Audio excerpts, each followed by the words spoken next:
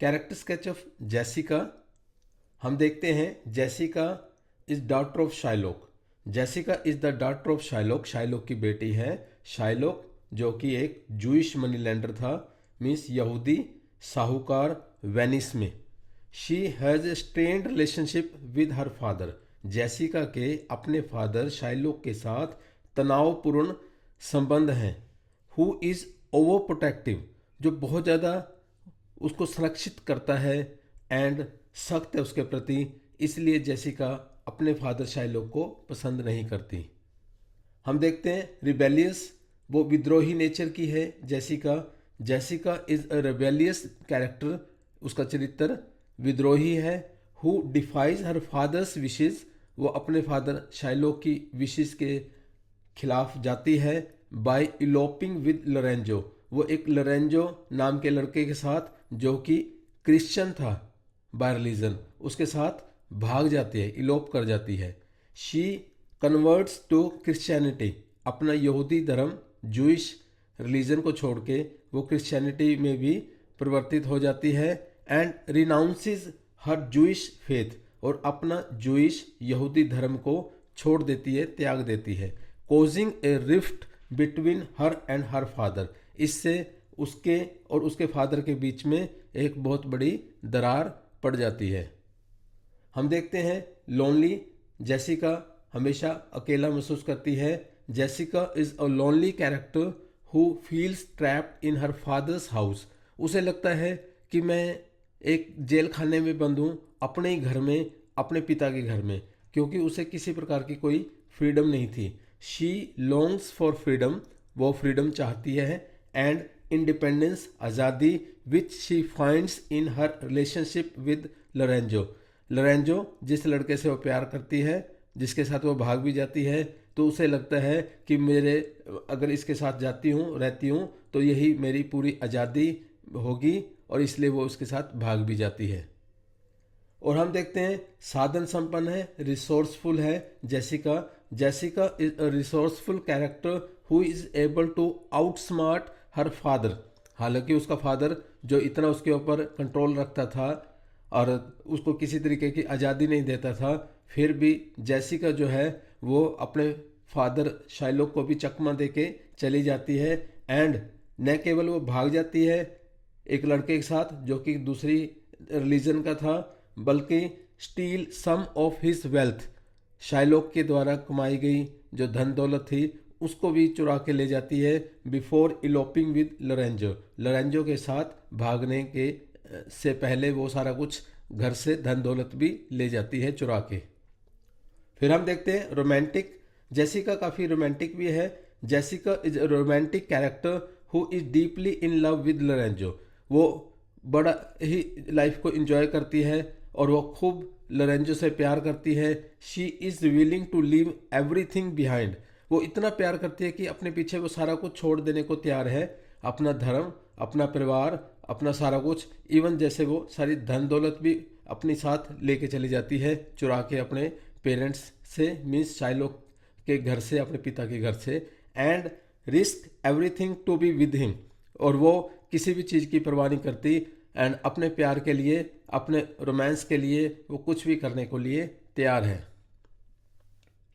Guilty, अब वो अपने आप में दोषी महसूस करती है। Despite her love for Lorenzo, Lorenzo के से लव करने के बावजूद भी जो जेसिका है feels guilty for betraying her father, हालांकि वो अपने मन की करती है, भाग जाती है, फिर भी उसे लगता है चाहे मेरा फादर कितना भी बेकार क्यों ना हो, कितना भी घटिया सोच के ना हो, फिर भी चलो मैं उसकी बेटी हूँ, मुझे उसे धोखा नहीं देना चाहिए था।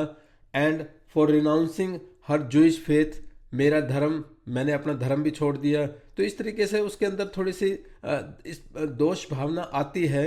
She struggles with the conflict, और इस तरीके का कशमकश उसके माइंड में चलती रहती है between her love for Lorenzo, एक लोरेंजो जिससे वो प्यार करती थी जो कि एक क्रिश्चियन लड़का था, and her loyalty to her family and heritage, और अपने परिवार के प्रति, अपने धर्म के प्रति उसकी वफादारी। तो इस तरीके के जब कन्फ्लिक्ट उसके माइंड में चलता रहता है तो वो इस चीज़ के लिए अपने आप को कुछ दोषी भी महसूस करती है।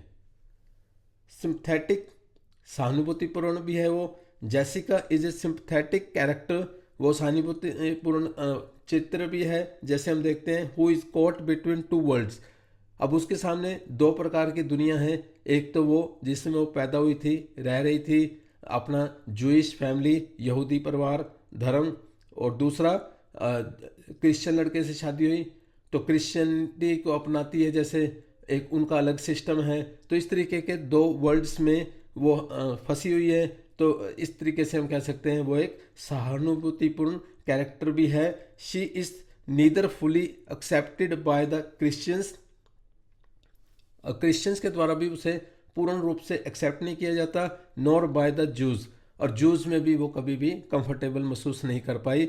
And she struggles to find her place in society, और सारे प्ले के दौरान हम देखते रहते हैं कि वो अपनी एग्जिस्टेंस के लिए जहाँ उसे अपनापन महसूस हो वो स्ट्रगल करती रहती है, जो कि उसे ना तो अपने जूइश धर्म यहूदी धर्म में मिला और ना ही वो फीलिंग उसे क्रिश्चियनिटी में आई। जैसे वो लोरेंजो के साथ भाग के वो क्रिश्चियन बन जाती है, फिर भी वो मतलब वो फीलिंग नहीं आती उसे, वो उतना खुश नहीं होती लाइफ में। तो इस तरीके से हम कह सकते हैं जेसिका एक सिंपथेटिक कैरेक्टर है।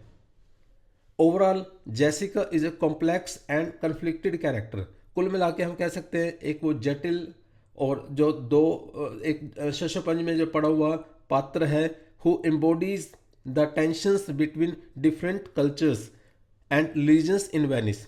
वेनिस में मुख्य रूप से दो प्रकार के धर्म थे, जूइश एंड क्रिश्चियंस, और वो पहले बाय बर्थ जूइश थी और फिर शादी के बाद वो क्रिश्चियन बन जाती है। तो इस तरीके से हम देखते हैं वो एक टेंशन में ही रहती है, क्योंकि दोनों की कल्चर्स जैसे क्रिश्चियनिटी की और जूइश की अलग अलग हैं, दोनों धर्म एक दूसरे के विपरीत हैं लगभग, और वेनिस में ही थे वो दोनों। तो इस तरीके से वो दो प्रकार के संसारों में, दो प्रकार की सोसाइटीज़ में फंसी हुई है।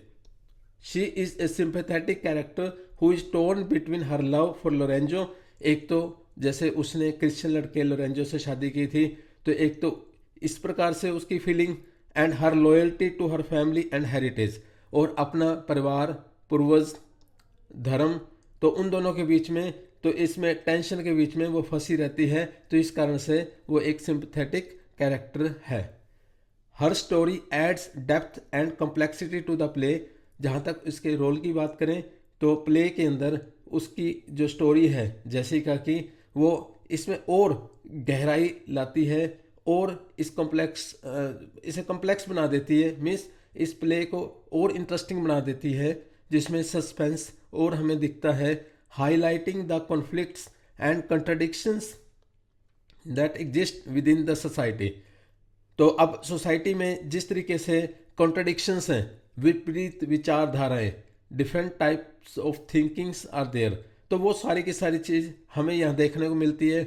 और particularly in the life of Jessica के जीवन से हमें पता लगता है वास्तव में ये संसार एक जैसा नहीं है, सोसाइटी बिल्कुल डिफरेंट कल्चर्स, विचारधाराएं हैं, और इन सारी चीज़ों में जेसिका फंसी हुई है।